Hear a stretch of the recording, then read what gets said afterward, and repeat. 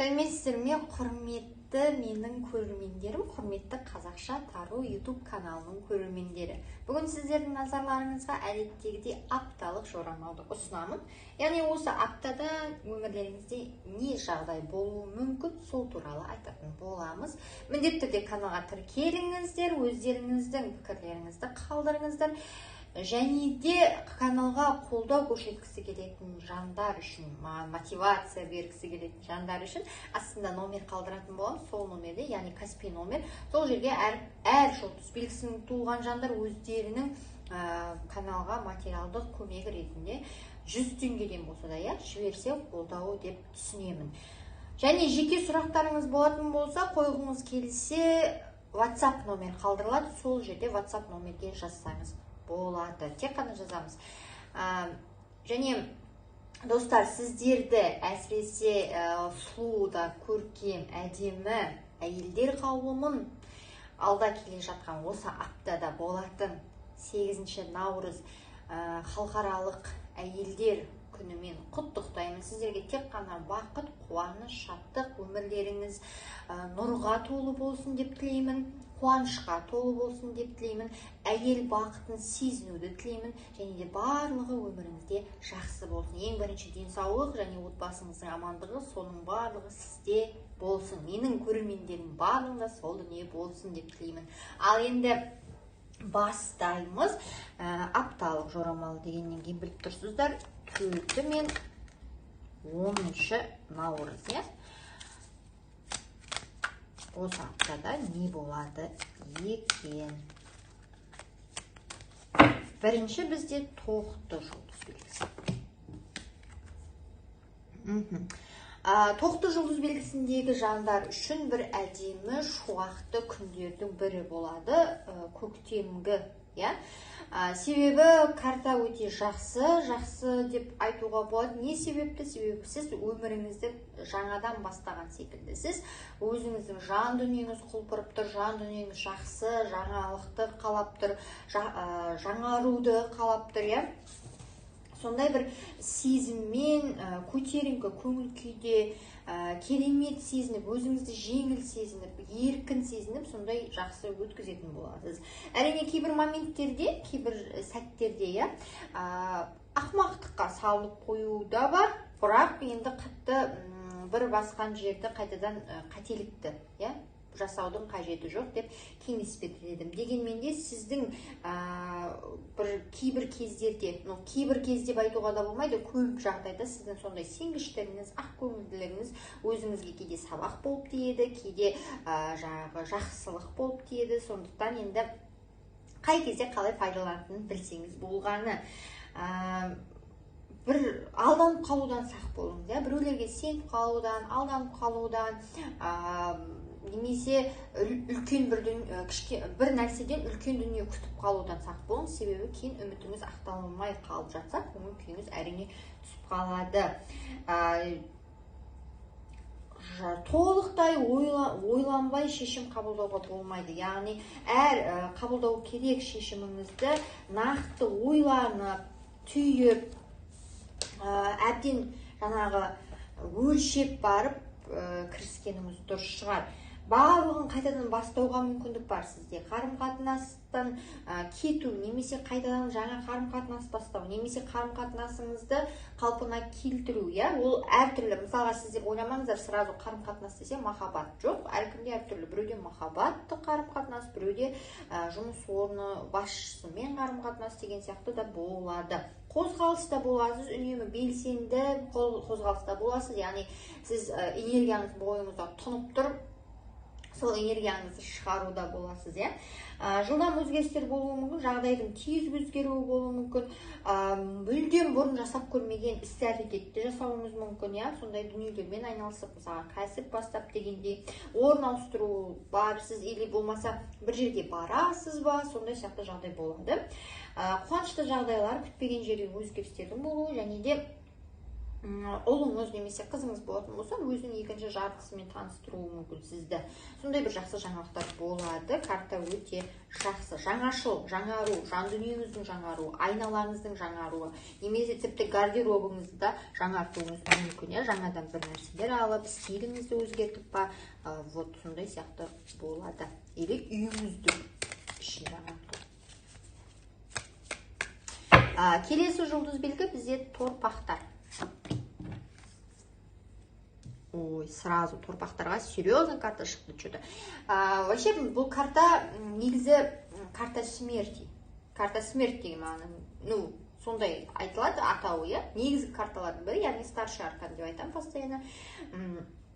Бұл картаны былайша өте жауапкершілікпен қабылдау керек, және сіздің өміріңіздегі өзгерістерді білдіреді. Сіз өміріңізде бір өзгерістер болайын деп тұр. Әрине сіз оған мүмкін дайынсыз, мүмкін дайын емессіз, бірақ іштей істеп жүрсіз, сіз соны сездіңіз. Және бірақ өзгертуге дайын болмадыңыз, яғни шешім қабылдауға дайын болмадыңыз. Сондықтан да жағдай, өмір, тағдыр өзі не істейді? Сіздің орныңызға өміріңізді өзгертеді, сіздің орныңызға шешім қабылдайды. Әрине ол оңай болмайды, но бірақ енді амал жоқтан көну керек болады. Өзгеріс, бір есік өміріңізде жабылады, екінші есік ашылады, мүмкіндіктер болады, бір нәрсенің бітуі, аяқталуы мүмкін. Сіз ұзақ уақыт істеген проект, яғни жоба бітеді, или болмаса сіз белгілі бір іске нүкте қоясыз, или болмаса белгілі бір дүниелерде сізден не істейді, өзгерістер болады. Қайта дүниені, белгілі бір нәрсені қайта жаңғыру, қайтадан айналысу. Мысалы, сіз бұрын ұзақ уақыттан бері істемей кеткен нәрсемен айналысасыз, өміріңіздің басқа кезеңі, сіз жаңарасыз, өзгересіз, айналаңыз өзгереді, тіпті сіздің жұмыс орныңыз, жұмыс қалпыңыз, жаңағыдай энергияңыз да өзгеруі мүмкін. Мысалға, сіз бұрын шаршап жүрген болсаңыз, энергияңыз өзгеріп, белсенді бола бастайсыз, или болмаса керісінше. Артқа қайтар жол жоқ, өзгерістер болады, қаласаңыз да, қаламасаңыз да. Тіпті осы аптада солаймен өзгеріс болып кетпесе де, сол өміріңізде болатын өзгерістердің бастапқы нүктесі, бастапқы белгілері деп айтайын, белгілері білінетін болады. Ішкі пікір, көзқарас, бір адам туралы өзгерістер, яғни көңіл пікіріңіздің өзгеруі мүмкін. Жаман емес, негізі жаман емес, бұл өзгеріс бірден болмайтынын айтып қойын, себебі жоқ дегенде 2-3 айды талап етеді. Біреулерде тіпті үйлену бар, ол үйлену әрине жаман емес, жақсы. Сосын не? Сондай бір жағдай болады. Қазір сезіне алмай тұрсыз, қазір рахатын сезіне алмай тұрсыз, қазір қуаныш, яғни дискомфорт сізде болып тұр, себебі бізде зона комфортынан шығу өте қиын. Сол себепті де сондай бір жағдайда болып тұрсыз. Бірақ енді өзгерістер керек өміріңізде. Әрине жаман емес карта. Келесі жұлдыз белгі бізде егіздер.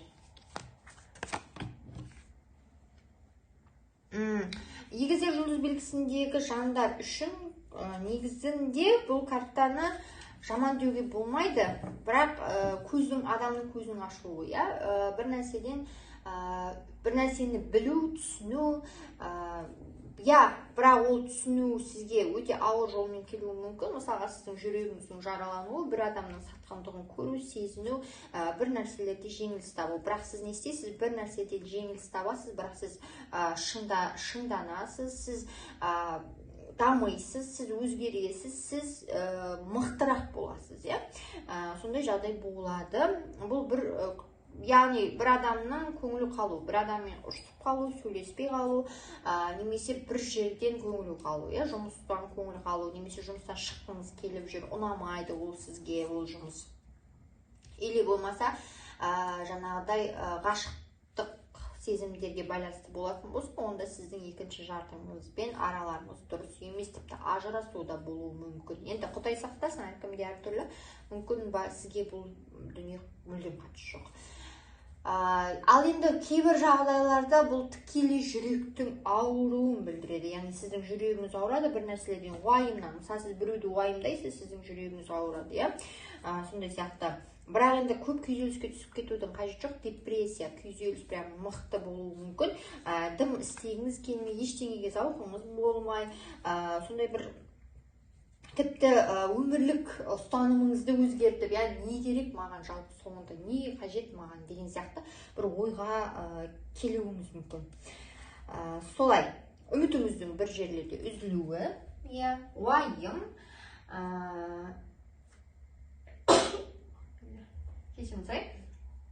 және де бір қолайсыз жағдайлардың болуына дайын болыңыз. Полностью өзіңізді дайын психологически, морально өзіңізді дайын ұстағаныңыз дұрыс шығар.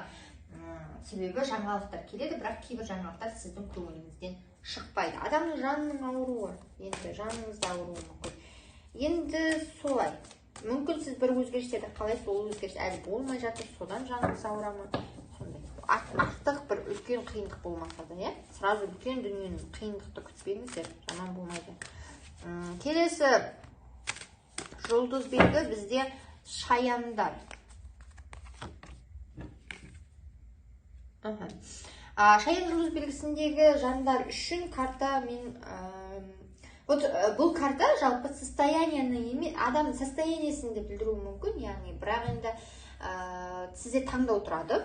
Таңдау, не істеймін, не қыламын, қалай әрекет етемін. Сіз бір нәрсені қалап тұрсыз, бірақ ол қалаған дүниеңіз ар жағында сізде бөгет тұр. Ол дүниеге қол жеткізу үшін кедергілер тұр. Сол кедергілерді басып өткіңіз келеді, бірақ сіз басып өткенім дұрыс па, дұрыс емес па дегенде ойда қалып тұрсыз. Кездесулер болуы мүмкін сізде, мысалға таныстық болуы мүмкін, таңдау тұрады, махаббатқа байланысты таңдау болуы мүмкін, или болмаса сіздің қалайтын дүниеңізге байланысты. Мысалы, сіз бір нәрсені қатты қалап жүрсіз, бірақ ол қалайтын дүниеңізді қол жеткізу үшін белгілі бір іс-әрекеттен бас тарту керек, немесе басқа дүниеден бас тарту керек, сондай өзінің бір условия, яғни талабы бар. Сол талапты орындау керек, сол кезде бар ол нәрсеге қол жеткізесіз. Бірақ сіз екі жақты да ұстап тұрғыңыз келіп тұр, олай болмайды. Сіз нақты бір нәрсені таңдауыңыз керек, бірақ соған таңдағаныңызға байланысты жауапкершілік алуға дайын болыңыз. Біреулердің келісімшарт жасасуыңыз мүмкін, яғни көңіліңізден шығатын келісімшарт болады, уайымдамаңыз. Және үлкен белсенділік бар. Сізде прям мықты белсенділік, құж-құж қайнап жатқан өмір, білмеймін, көбісіңізде сондай болып тұр. Және де миыңызда да тыныштық жоқ. Прям мықты миыңызда тыныштық жоқ. Қалай әрекет етемін, не істеймін, не қыламын, қайсы дүниені таңдаймын. Бұлай істесем бола ма, әлде бұлай істеймін ба деген сияқты тұрады. Сізде көңіл көтерулер, ойламаған жерден ақша шығаруыңыз мүмкін, сыйлық алуыңыз мүмкін, біреуден сыйлық аласыз, или сыйлық бересіз. Организм мықты болады, денсаулығыңыз, значит, денсаулығыңыз жаман болмайды. Біреудің көзіне тез түсетін сондай жағдайда жүресіз, или құлпырып, или болмаса мықты сексуальна активность болады сізде. Солай, служебный роман болуы да мүмкін, яғни отбасылық дейін отырма, жаңағыдай жұмыстағы, сондай да болуы мүмкін. Енді әркімде әртүрлі. Так что барлығыңызда демеймін. Біреулер жұмыс табады, бірақ біреулер екі жұмыстың ортасында тұрады, не істеймін деп. Ана жұмысқа да жақсы сияқты, мына жұмыста жақсы сияқты. Бірақ бір таңдау жасаған кезде екінші нәрседен бас тарту керек болады сізге. Солай. Келесі жұлдыз белгі біздегі арыстандар. Сіздердің апталарыңыз қалай болмақ? Арыстан жұлдыз белгісіндегі жандар, сіздердің апталарыңыз жаман болмайды, жаман емес. Енді белсенділік, прям энергия деген тасып жатыр, мықты тасып жатыр. Өз-өзіңізді кейбір моменттер ұстай алмай қалуыңыз мүмкін, слишком тым қатты белсенді. Мүмкін ол нәрсе дұрыс, мүмкін ол дұрыс емес. Кейбір жерде енді ол дұрыс емес шығар, әрине. Бірақ картаңыздың көрсететіні жалпы сіз бұл аптада күрескер, өзіңіздің айтқаныңыздан қайтпайтындай, сондай бір және айтқаныңызды істеуге тырысатын сондай белсенді адам кейпінде боласыз. Тәуекелшіл боласыз, бір нәрселерде тәуекел іс-әрекеттер жасауыңыз мүмкін. және де махаббаттағы өзгерістер. Я сізге белгілі бір адам жолығады, или болмаса сіз ойыңызды бір адам туралы өзгертесіз. Решительность, яғни үзілді-кесілді шешім қабылдауға дайынсыз, және қабылдауыңыз да мүмкін. Ұзақ уақыт бойы ойланып жүрген мәселе бойынша сіз осы аптада шешім қабылдайсыз болмаса. Жаңа белестерді бағындыру мүмкіндігіңіз бар, жақсы бір идеялар келуі мүмкін сізге, и сол идеяны жүзеге асыруға деген құлшынысыңыз өте жоғары деңгейде. Денсаулығыңыз жаман емес, күш-жігеріңіз бойыңызда, жазылу бар, біреулер ауырып жүрген болса, солай барлық жұмыста, барлық дүниеде, барлық қарым-қатынаста да, тіпті жағдайды өзіңіздің қолыңызға аласыз, яғни контрольді. Солай, өте жақсы. Келесі карта, сосын жұмыс, мынандай жұмыстағы белсенділікті білдіреді. Бұл жұмыста белсенді болу әсіресе. Келесі жұлдыз белгі бізде бикештер. Бикеш жұлдыз белгісіндегі жандар, сіздердің апталарыңыз қалай болмақ?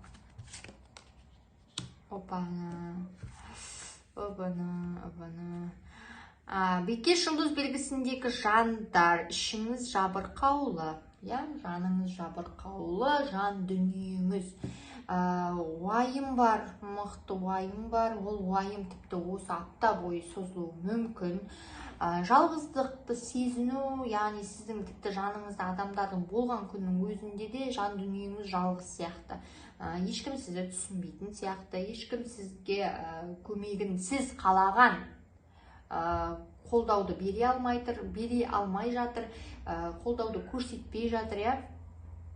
Соның нәтижесінде сізде не істеймін, не қыламын деп өз-өзіңізге тұйықталуыңыз мүмкін.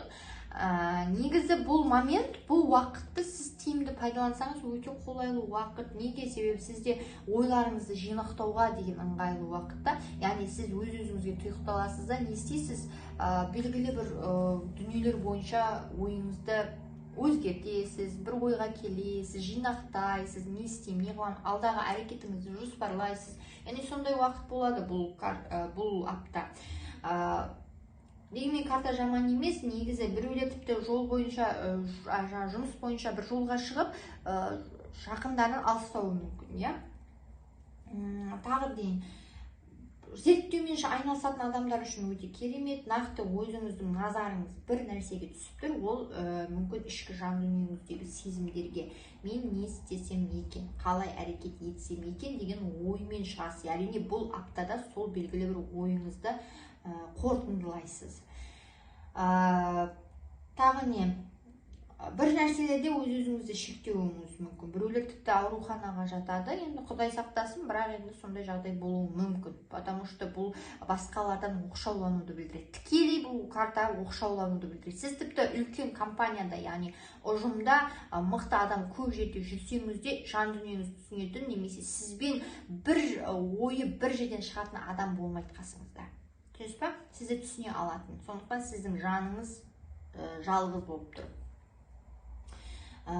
Солай, тек қана өзіңізге сеніңіз, біреуге сеніп, біреуден үміт күткенмен ешқандай көмек келеді деп мен айта алмаймын. Тек қана өзіңіз ғана бұл ситуациядан шыға аласыз, соңында нүктені қоятын сізсіз, барлығы сіздің қолыңызда. Солай. Немесе дистанционный жұмысқа кірісуіңіз мүмкін. Солай. Келесі жұлдыз белгі біздегі өте белсенді жандардың бірі таразы.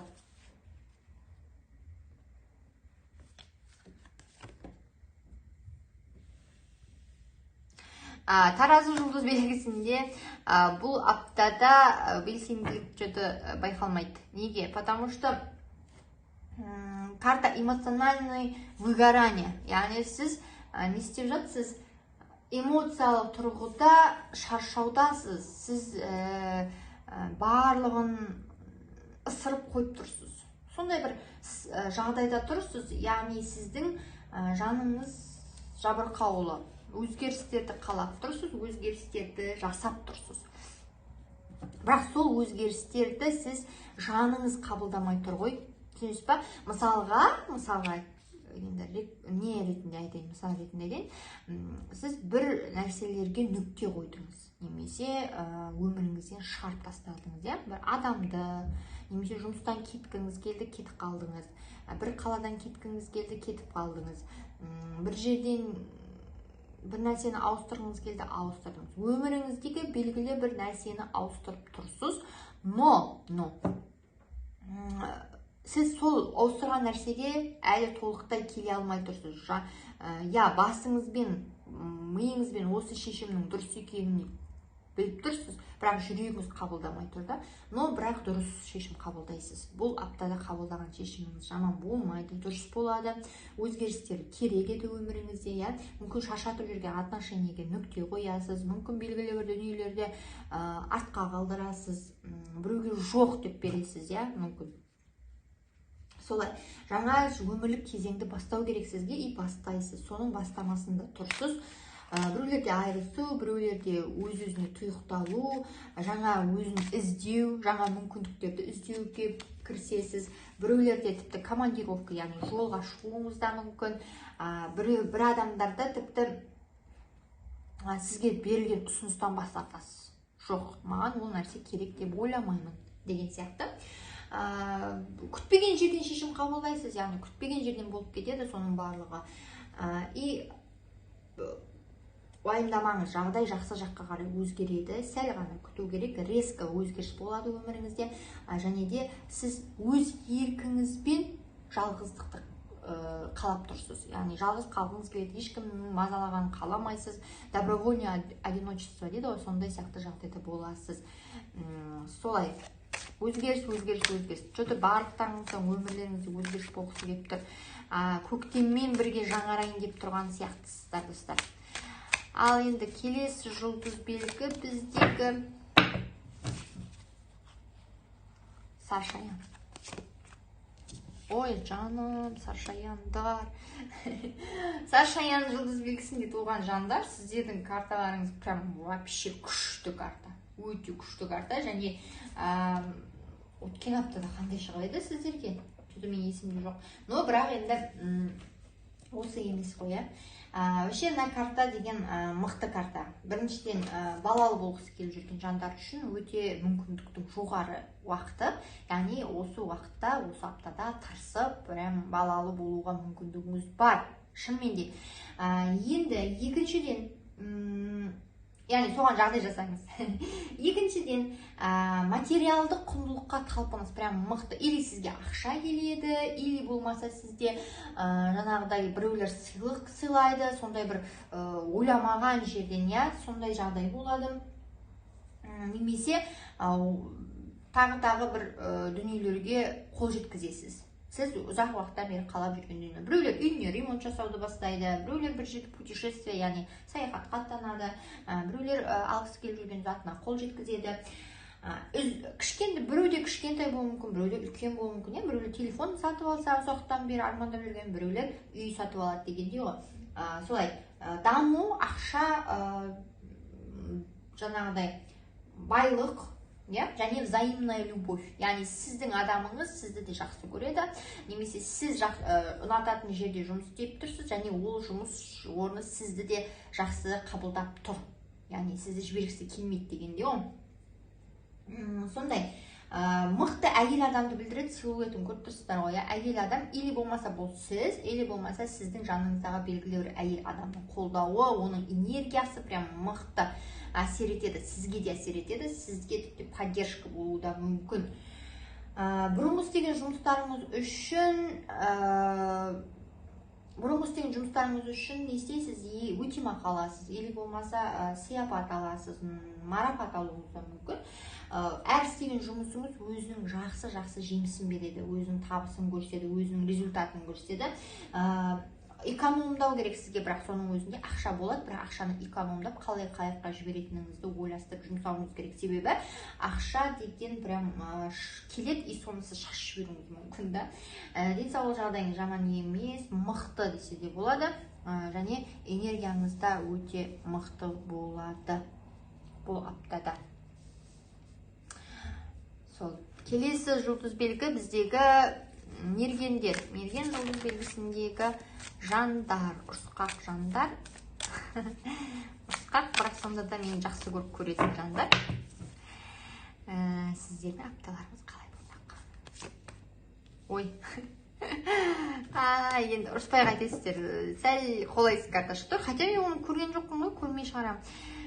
Енді мерген жұлдыз белгісіндегі жандар үшін бұл карта сізге тығырық, тығырыққа тіреліп тұрсыз. Білмеймін не себепті тығырыққа тіреліп тұрғаныңызды, себебі сіз бір ситуациядан шыға алмай тұрсыз, или болмаса сізге жағдай мүлдем ұнамайды. Болып жатқан, басыңыздан өтіп жатқан жағдай мүлдем ұнамайды. Әрі қарай әрекет етудің жолын көрмей тұрсыз, не істейтініңізді білмейсіз, уайым бар. Тіпті сіз осы ситуацияның, басыңызға түсіп жатқан ситуацияның құрбаны ретінде болуыңыз мүмкін. Яғни біреу сізді өзінің пайдасына пайдаланды и қазір кетіп қалды.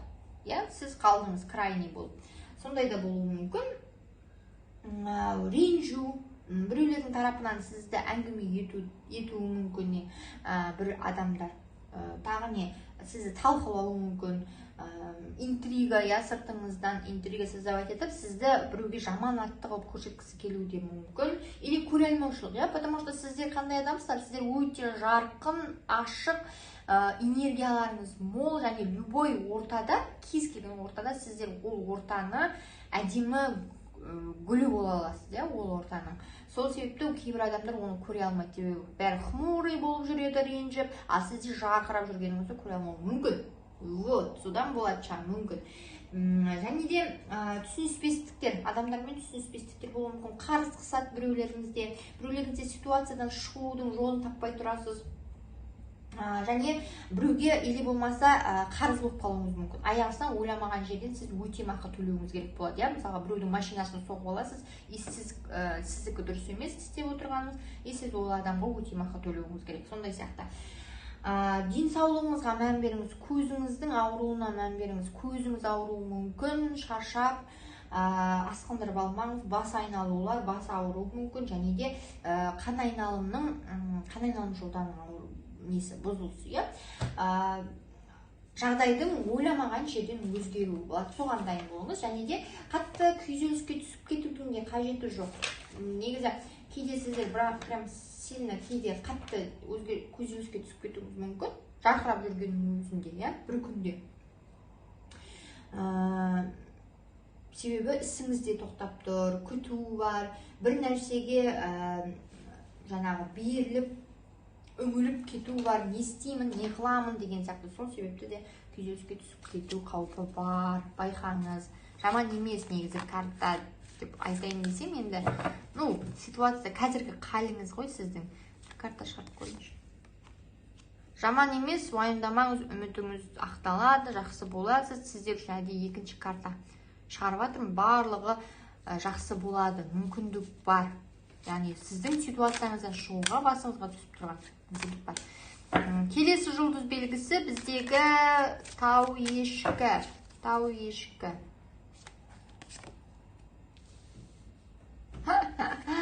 Ойбай-ай, не болды тау ешкі. Енді бұл картаны бұл карта енді маған вообще ұнамай тұр. Ұнамай тұр дейма. Енді қалуға. Жалғыздық, бір нәрседен көңілі қалушылық, іш пысу, күйзеліс, біреулерде айырылысу, қарым-қатынастың тоқтауы, немесе бір нәрсе, бір адамдар сіздің көңіліңізден шықпай, көңіліңізді қалдырады. Қалдырады. Жаңалықтардың сәл қолайсыз келуі сізге, және де барлығына тіпті айналаңызды бүйтіп аударылып атса да, сізді уже ештеңе қызықтырып тұрған жоқсыз, ұнатып тұрған жоқсыз, тасташы, не болса ол болсын деген сияқты ситуация, жағдай, состояние тұрсыз. Потому что, ой, болды, шаршадым мен, бітті деген сияқты, сондай ситуацияда тұрсыз, өзі болатын нәрсе болады, болмайтын нәрсе болмайды деген сияқты.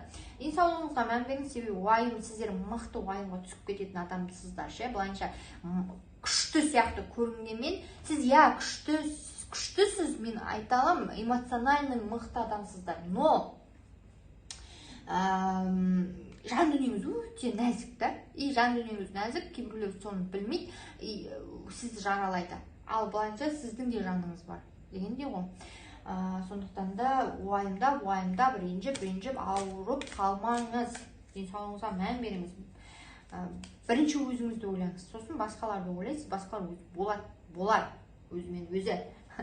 Бір нәрседен шектейсіз, өз-өзіңізді эмоциональный шаршаудасыз, ештеңе істегіңіз келіп тұрған жоқ, ұнатып тұрған жоқсыз, ештеңені қаламай тұрсыз. Солай. Қазір бір картты шығарып көрейін сіздерге тағы да. Мергендерден қаламыз ба? Ой жаным. Күшті карта. Үмітіңізді үзбеңіз, барлық мүмкіндік қолыңызда, ойлап отырған дүниені жүзеге асыруға мүмкіндігіңіз бар. Сіз білесіз, мүмкіндік бар екен. Әрине жолы оңай болмайды, қиындау болуы мүмкін. Тырысу керек болады, талап етеді уақытты, ақшаны, энергияны, но значит сізде бар. Сіздің ойлаған дүниеңіз бар, сол нәрсені қолға жеткізу, қолыңызға ұстау, ол не? Мүмкін. Арманыңызға талпыныңыз, жаймендеп, адымдап жетесіздер, барлық жақсы болады. Сіздер өздеріңіз үшін үйрену керексіздер. Неге? Потому что сіздерде оңайлықпен ештеңе келмейді. Түсінесіз ба? Именно сіздің жұлдыз белгіңізде өзі сондай. Үнемі бір нәрсеге қол жеткізген күннің өзінде шаршап, энергияңыз қуануға да, қол жеткізген күні қуануға да энергияңыз қалмай шаршап жетесіздер. Бірақ енді амал жоқ. Өмір солай жаратты сіздерді. Сол күрес. Келесі жұлдыз белгі бізде су құйғыштар. Сіздер үшін апта қандай болмақ?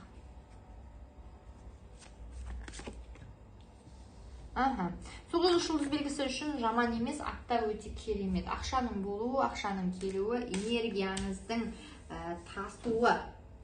Жаман болмайды, жақсы болады. Біреу сізге ақшалай көмек беруде мүмкін, немесе сізге ер адам тарапынан пайда түседі, или болмаса сондай ер адамды кездестіресіз, әйел болсаңыз. Или еркек болсаңыз да сондай бір жұмысқа байланысты ер адаммен серіктес болу, немесе сіз өзіңіз жақсы ақша табасыз. Еще бұл жерде тағы нені білдіреді? Бұл карта тәжірибе жинауды, яғни сіздің тәжірибеңіздің артуы. Біреулер біліктілігін арттырады, біреулер жаңа дүниелерді үйренеді. Қамтылған адаммен кездесулер немесе осы аптада ешқандай бір дүниелерден қиындық көрмейтініңізді көрсетеді. Сәттілік серіңіз болады, даму болады, барлығында жақсылықтар болады. Біреудің тарапынан тіпті спонсорлық көмекті алуыңыз мүмкін.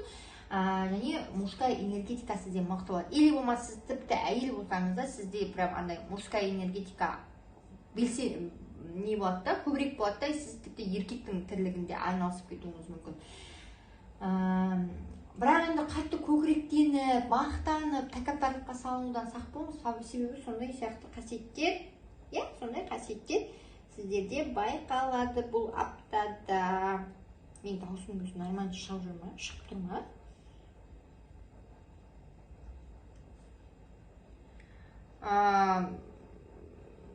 Что-то мен даусым дұрыс шықпаса ренжімейсіздер, потому что менде техникалық ақау бар. Және де тағы не айтам? 1 минут кешірім сұрайын.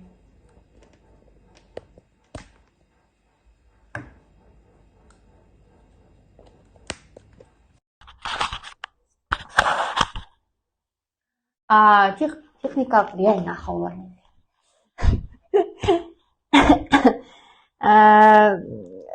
Және де бұл карта бойынша айтатыным сізге әскерлік қарым-қатынастарда болуы мүмкін.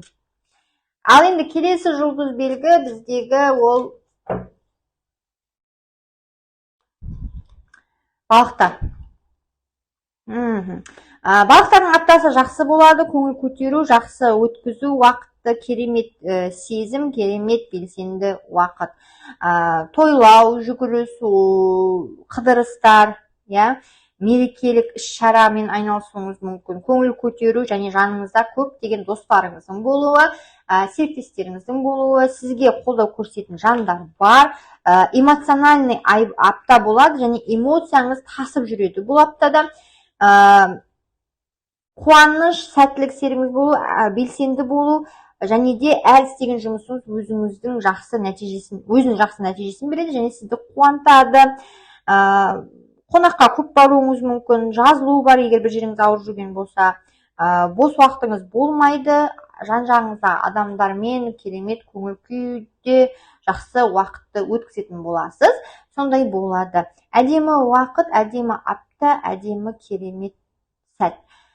Міне осындай сіздердің апталық жорамалдарыңыз әрине өте керемет болды. Керемет болады көпсіңізде. Сондықтан да сіздерге тек қана сәттілік тілеймін, және каналға спонсорлық танытқысы келген жандардың барлығы нөмір астында қалдырылған Каспи нөмір, сол жерге өзіңіздің қолдауыңыз ретінде оплата жасасаңыз болады, әрине. Міне, келесі кездескенше сау болыңыздар.